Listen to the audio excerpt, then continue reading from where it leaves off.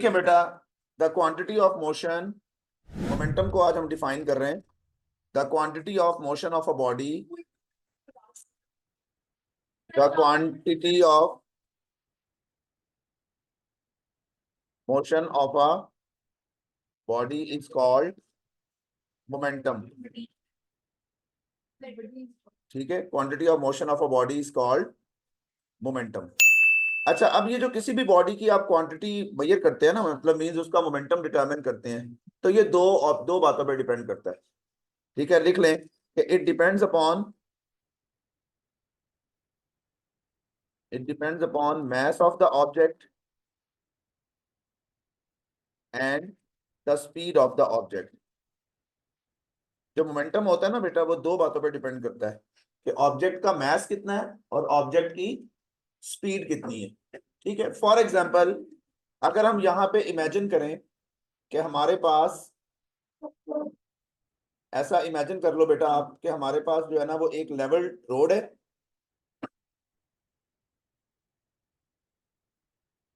आपके पास एक level surface है, फ्रिक्शनलेस मान लो इसको। ठीक है, और इस फ्रिक्शनलेस सरफेस के ऊपर ये एक ऑब्जेक्ट है बेटा। ये जो ऑब्जेक्ट है ये ऐसा इमेजिन कर लो कि 5 kg का है, और एक ऑब्जेक्ट जो है वो है 10 kg का, ये बड़ा ऑब्जेक्ट है।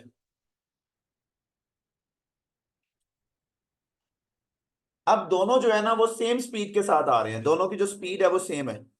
5 kg वाले की भी स्पीड सेम है, 10 kg वाले की भी स्पीड सेम है। तो किस ऑब्जेक्ट को आपको स्टॉप करने के लिए लार्जर फोर्स लगानी पड़ेगी? 10 kg। तो हम ये कहेंगे कि इसकी क्वांटिटी ऑफ मोशन ज्यादा है, इसको रोकना ज्यादा मुश्किल है। You have to apply large force to stop this body. ठीक है, तो जिसका मास ज्यादा होता है ना उसका मोमेंटम क्या होता है? ज्यादा होता है। तो पहला रिजल्ट हम ये लिखेंगे, मैंने लिखा है ना, ये मास और स्पीड पर डिपेंड करता है। तो किस तरह डिपेंड करता है वो लिख लें। सबसे पहले हम लिखते हैं कि द बॉडी हैविंग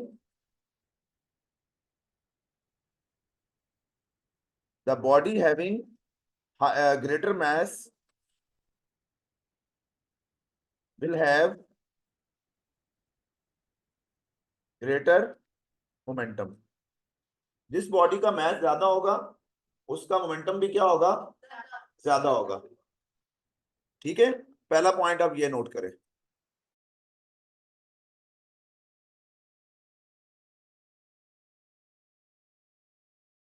अच्छा जी, अब देखें सेकंड पॉइंट। ये तो था ना फर्स्ट पॉइंट, और सेकंड पॉइंट अब आप बेटा इसमें ऑब्जर्व करें। अब मैं आपको सेकंड एग्जांपल देता हूं। मैं फिर आपसे यही कहता हूं कि टू ऑब्जेक्ट्स हैं बेटा, और अब दोनों का मास सेम है। सपोज करें कि ये भी एक सरफेस है और ये भी एक सरफेस है। अब इन दोनों सरफेसेस के ऊपर सेम ऑब्जेक्ट है, मतलब यही ऑब्जेक्ट है जिसका मास जो है वो, ये एक ऑब्जेक्ट है जिसका मास है 5 kg। The mass of this object is 5 kilogram, और ये मूव कर रहा है सपोज 30 मीटर पर सेकेंड से।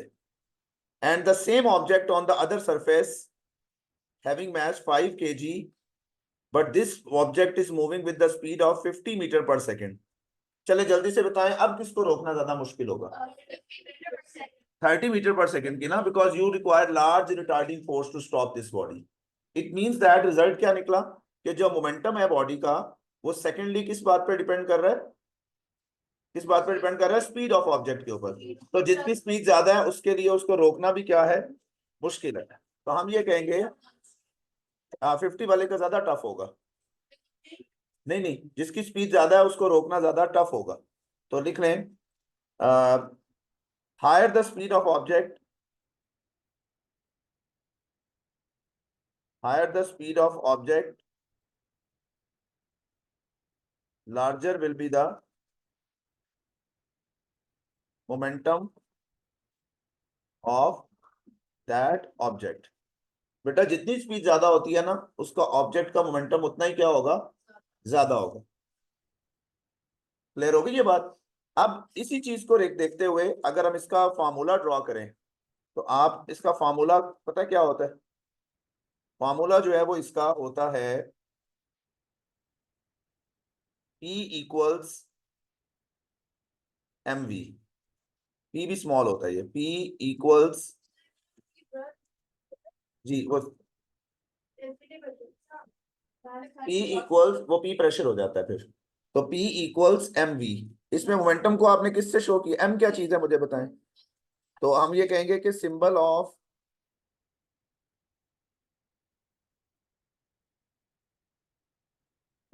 Momentum is P, where M is mass and v is the velocity या speed of object, velocity कह लो ज्यादा बेटर है, velocity of object, v is the velocity of object। अच्छा अब आप मुझे बताएं, वैसे ही मैं थोड़ा सा रिवाइज भी कर देता हूँ बेटा इसको, मुझे बताएं what is the difference between speed and velocity of object. Speed is a scalar quantity and velocity is a, speed has only magnitude but velocity has direction। और हम ये भी कहते हैं ना कि speed with specific direction is velocity. अगर गाड़ी का स्पीडोमीटर में आप उसकी डायरेक्शन भी ऐड कर लें तो फिर उसको बेटा हम क्या बोलेंगे, वेलोसिटी। अब आप खुद सोचें, आप ये कह रहे हैं कि वेलोसिटी जो है ना वो एक वेक्टर क्वांटिटी होती है, तो फिर इसका मतलब मोमेंटम भी क्या होगी, एक वेक्टर क्वांटिटी होती है, और इसकी डायरेक्शन किसकी डायरेक्शन में होगी, वेलोसिटी की डायरेक्शन। तो हम ये कहते हैं, ये भी लिख लें आप कि momentum is a vector quantity,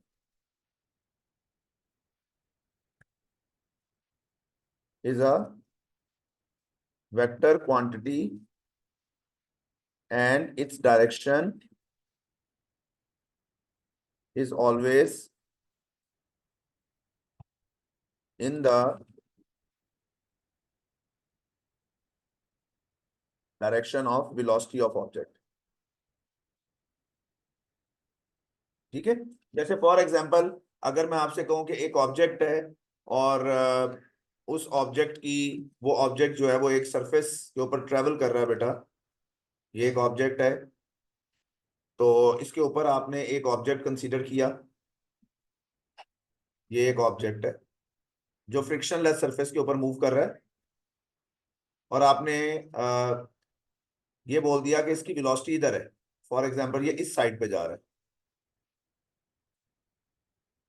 आप मुझे बताएं जब इसकी वेलोसिटी राइट साइड पे है तो इसका मोमेंटम किधर होगा, राइट साइड पे ही होगा।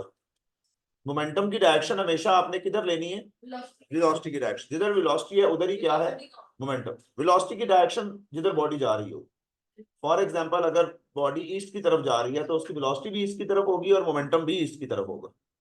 वेलोसिटी और मोमेंटम की डायरेक्शन क्या होती है, हमेशा सेम होती है।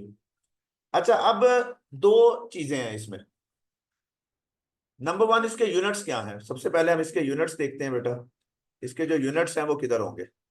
पता है ना एसआई यूनिट, एसआई क्या होता है, सिस्टम इंटरनेशनल, तो ये भी लिख लें, द एसआई यूनिट, लिख लें the SI unit of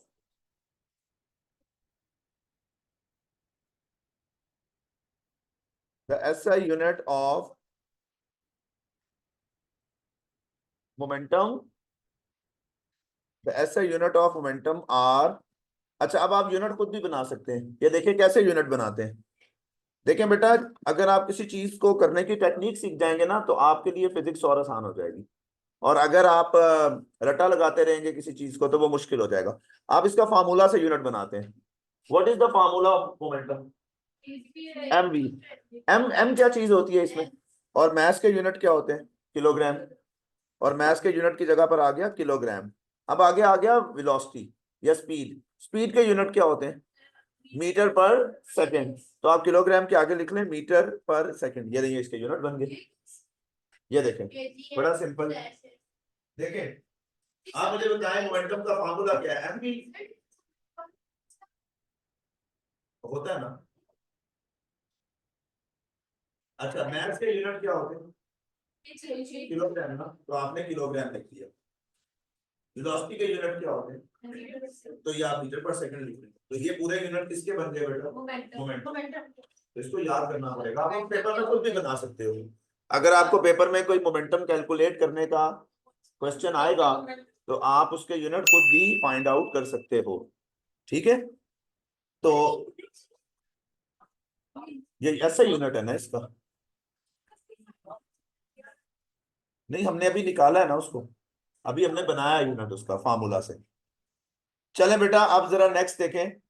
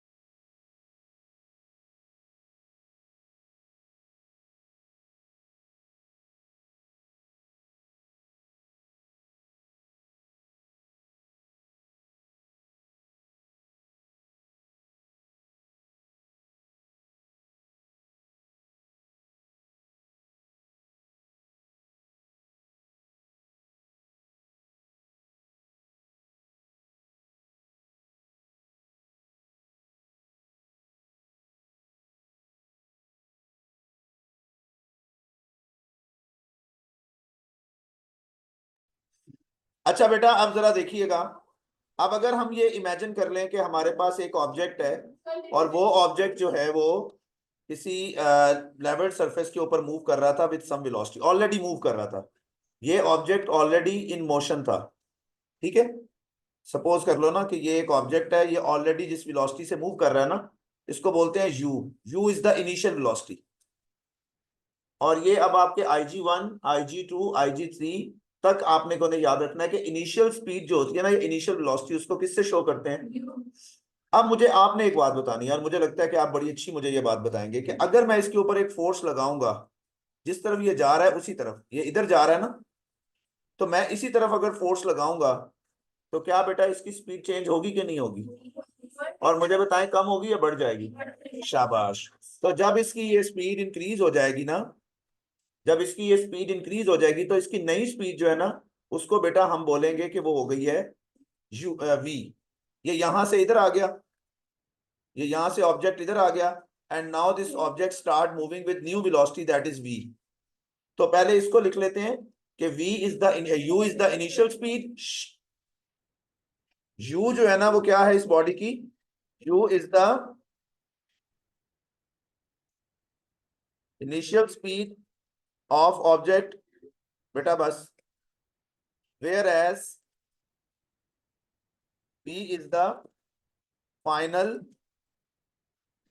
speed of object. Final velocity लिखने हैं, u is the initial velocity. Velocities में लिखना है तो आप इसको वेलोसिटीज में भी लिख सकते हैं। u is the initial velocity of the object, whereas v is the final velocity of the object। ठीक हो गया।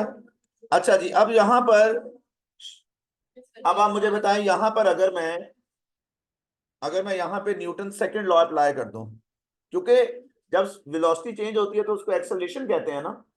और याद करो, मैंने आपको न्यूटन सेकंड लॉ का एक फार्मूला बताया था। तो यहां पे मैं लिखने लगा हूं, according to Newton second law of motion. आपको पता है Newton second law of motion का फार्मूला क्या होता है, F इक्वल ma। अब ये देखें, F इक्वल्स ma, ये न्यूटन सेकंड लॉ का फार्मूला है। और मैं अब इसमें थोड़ी सी चेंजेस करूंगा।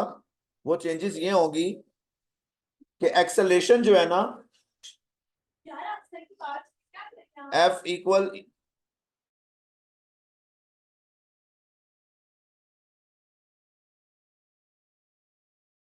अब ये नोट करें कि जो F है ना, अब जो एक्सेलरेशन है बेटा, आप इसको लिख सकते हैं F इक्वल ma, लिखा है ना आपने।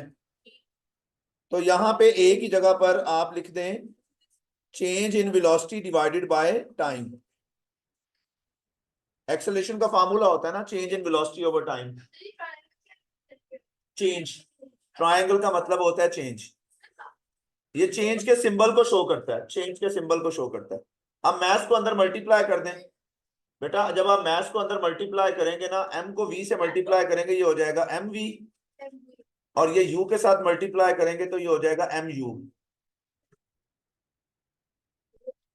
अब इसमें बेटा ये बात देखें कि mv मास और वेलोसिटी का प्रोडक्ट मोमेंटम होता है, पता है ना आपको।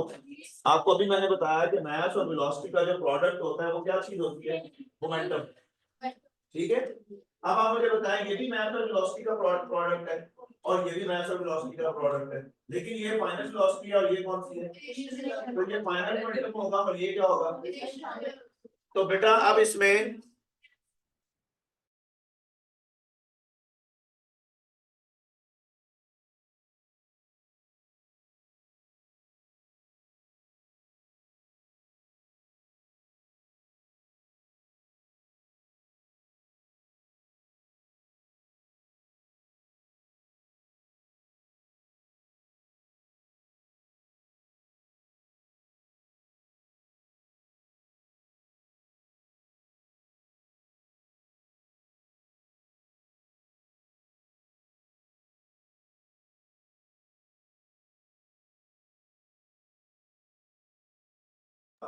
कि ये इक्वेशन ये शो कर रही है कि ये जो एम वी है ये फाइनल मोमेंटम है और ये कौन सा मोमेंटम है, इनिशियल। यानी फोर्स लगने के बाद वाले मोमेंटम को, फोर्स लगने के बाद वाले मोमेंटम को फोर्स लगने से पहले वाले मोमेंटम में से आप क्या कर रहे हो, माइनस। तो ये बन जाएगा F equals delta P over delta T। यानी कि ये जो फोर्स है, जब भी फोर्स, ये हमें क्या सिखा रही है कि whenever force is applied on a body it's momentum changes. जब भी फोर्स लगेगी उसका मोमेंटम बेटा क्या हो जाएगा, चेंज। तो यहां पर इस इक्वेशन में से आपको बहुत सारे क्वेश्चंस जो है ना वो आ सकते हैं। ये इक्वेशन बहुत ज्यादा इंपॉर्टेंट है, आपको वो मोमेंटम की वैल्यूज देगा। अभी मैं जैसे आपको एक क्वेश्चन देने लगा हूं, पहले आप इसको नोट करें, आप इसको नोट कर लें बेटा।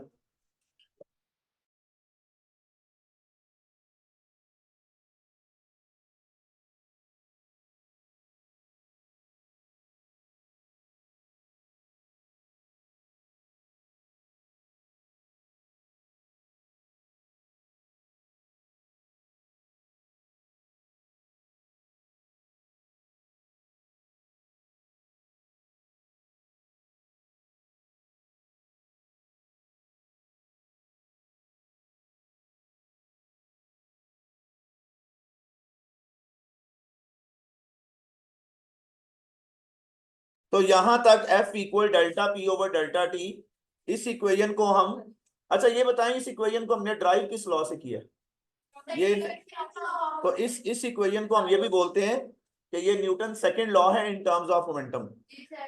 हम ये भी बोल सकते हैं कि this equation is another form of Newton second law, या this equation is this equation is Newton's second law in terms of momentum। अब हम अपनी नेक्स्ट क्लास में इससे रिलेटेड जो है ना वो क्वेश्चंस करेंगे, Newton second law in terms of momentum. अपनी नेक्स्ट क्लास में ना इससे रिलेटेड हम क्वेश्चंस करेंगे, ठीक है।